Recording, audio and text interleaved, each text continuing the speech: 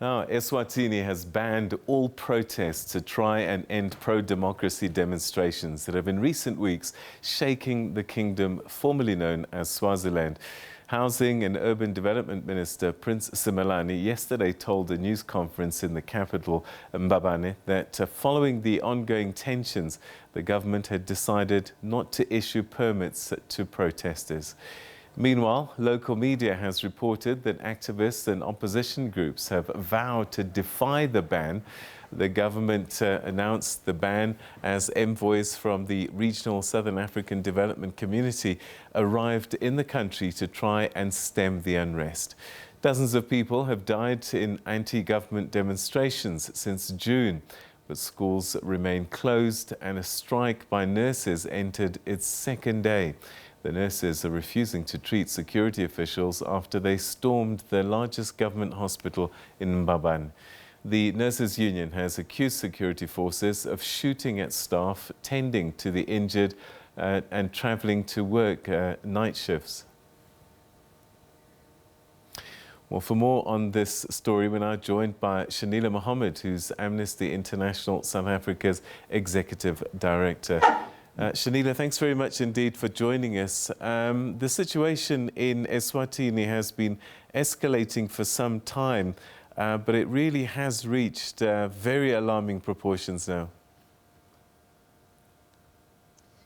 Good evening, Peter, and good evening to the viewers. Yes, I mean, the situation has been ongoing since May, and over 80 people have died since then, and thousands have been arrested, and many have been injured. And the recent decision by the state to ban protest action is actually not going to help the situation. The continuing clamping down on people's basic rights, like the right to peacefully protest, is not helping. They have to come up with a solution that is going to involve the people, and they're going to have to at some point listen to what the people are saying. I mean, one of the shocking things that we saw, and it was reminiscent of June 16 in South Africa, where the army was deployed onto the streets for school children. Well, it's not just school children. I mean, I think that was absolutely horrendous. And in fact, they've even arrested young children. But I think also the attacks on the nurses, from our understanding, one nurse has been killed.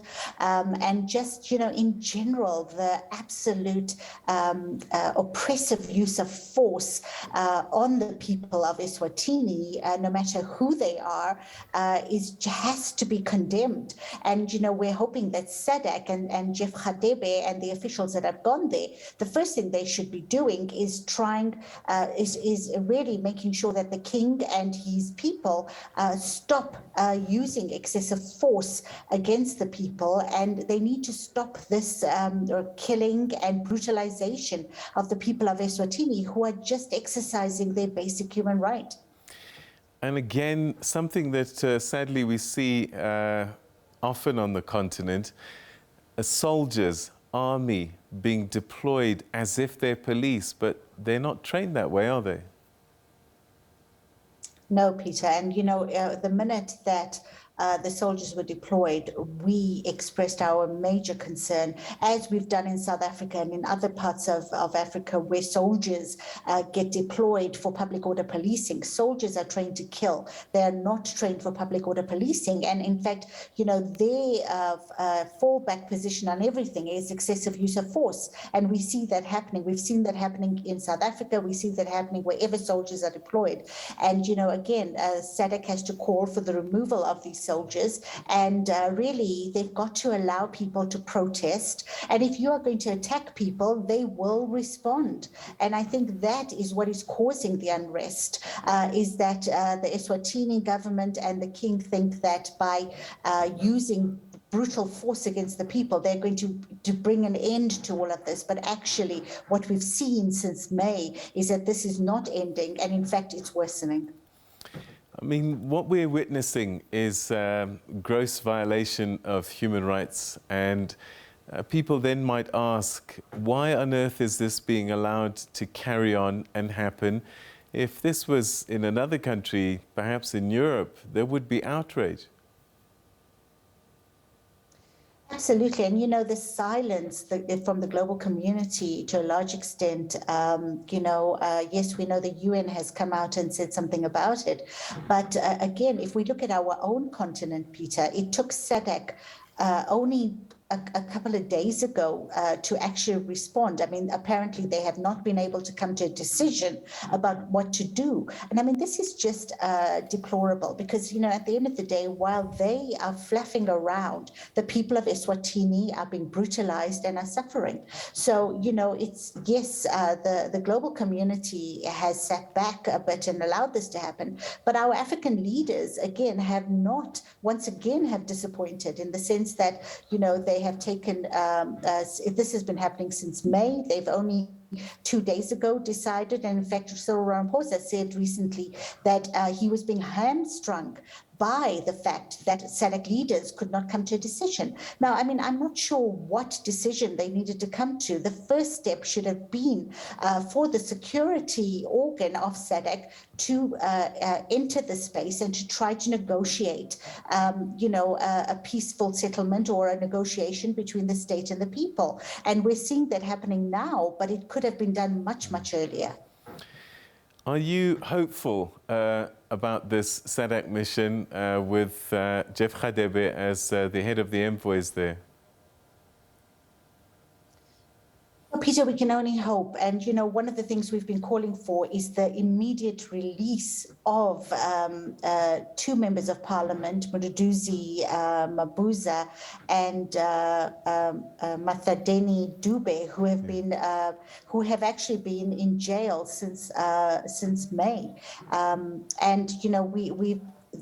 What we'd like to see SADC do is really get the Eswatini government to stop brutalizing and trumping up charges against the opposition. We'd like to see the violence come to an end. We'd like there to be some sort of negotiated settlement between the people and the state. And in fact, what we'd like to see is an immediate end to a violation of the rights. I mean, allow people to protest peacefully and allow them to express their desires. I mean, what the people of Eswatini have been asking for is the right to a democratic state. The SADC has to come in there and try to make sure that, first of all, no more life is lost, that people are not being brutalized and the use of live ammunition and rubber bullets is stopped with immediate effect, and that soldiers are pulled out and people are allowed to protest and some sort of resolution is found for the situation in Swaziland, because the longer this continues, Peter, it's actually the people who are suffering and the people who are dying. Yesterday, it was quite surprising. The information minister, if I'm not mistaken, no, it wasn't the information minister, Deputy Prime Minister, said that the police are not using live ammunition and that it wasn't true that they were being injured by the authorities. What's your understanding in terms of how many people have died at the hands of authorities? And, one would imagine this has got to be live ammunition.